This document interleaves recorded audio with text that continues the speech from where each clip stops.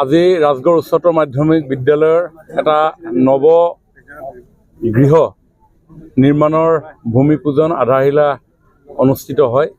মাননীয় মুখ্যমন্ত্ৰী ডক্টৰ হিমন্ত বিশ্ব শৰ্মা ডাঙৰীয়াই ৰাজ্যখনত যিসমূহ পুৰণি গৃহ 50 বছৰ 75 বছৰ অতিক্ৰম কৰা বিদ্যালয় গৃহ আছে, সেই গৃহসমূহ পুনৰ নিৰ্মাণ কৰি এক শক্তিশালী শৈক্ষিক আন্তঃগাঁথনিৰ ব্যৱস্থা গ্ৰহণ কৰিবৰ কাৰণে সিদ্ধান্ত গ্ৰহণ কৰিছিল আৰু 8 কোটি টকা ব্যয় সাপেক্ষে G+1 এক নৱনিৰ্মিত গৃহ আমাৰ ৰাজগড় উচ্চতৰ মাধ্যমিক বিদ্যালয়ে অনুমোদন পাবলৈ সক্ষম হৈছে।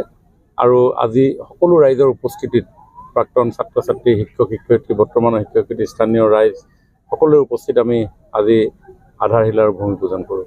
আমাৰ সমষ্টিত 3খন উচ্চতৰ মাধ্যমিক বিদ্যালয়ৰ গৃহ নতুনকৈ নিৰ্মাণৰ আমি সিদ্ধান্ত গ্ৰহণ কৰিছিলোঁ। এখন ৰাজগড় উচ্চতৰ মাধ্যমিক বিদ্যালয়, এখন লেঙেৰী উচ্চতৰ মাধ্যমিক বিদ্যালয় আৰু এখন বামুণবাৰী টিংখং উচ্চতৰ মাধ্যমিক বিদ্যালয়। তিনিওখনে ইতিমধ্যে আমি প্ৰশাসনিক অনুমোদন পাবলৈ সক্ষম হৈছোঁ আৰু নিৰ্মাণ কাৰ্য সম্পূৰ্ণ হৈ উঠিব। আৰু আজি বামুণবাৰী উচ্চ মাধ্যমিক বিদ্যালয়ৰো প্ৰায় কিমান টকা, এইটো 2 কোটিমান টকাৰ আমি কিছু আন্তঃগাঁথনি নিৰ্মাণৰ কাম আজি আৰম্ভ কৰিম। অভিনয় কৰাৰ হেঁপাহ আপুনিও পঢ়ি ৰাখিছে নেকি? আপোনাৰ অভিনয় কৰাৰ অভিজ্ঞতা নাই? কোনো কথা নাই, আপোনাৰ বাবে আহিছে সোণালী সুযোগ।